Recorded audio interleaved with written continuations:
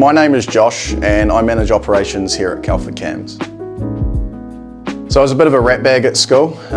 Unfortunately got kicked out in the early years. I was lucky enough to start at Kelford's when I was 15 and I worked myself all the way through. But I did my fitter turner qualification, level 4 standard here at Kelford's. To move to Australia, and that allowed me to start building and machining performance engines. It was a huge thing for my career. Basically fits the products that I've been machining at Kelford's into performance engines. So it gave me a lot of insight on the ins and outs that were required. Kelford Cams actually changed ownership back in 2013. The Gulp family phoned me up while I was over in Perth, and here we are today. So my day-to-day is managing operations. I have an awesome team of managers that report through to me. So a big part of my career has actually been a CNC operator. So I really enjoy helping the team. Any problems that arise, it's cool to be a part of the problem solving and finding a solution. The future of Kelford Cams is huge. The whole new modern direct injection engines is going to be the future. So designing valve train for these engines, understanding high pressure fuel pumps and how they work, and basically modern engine technology. It gives us a huge hurdle to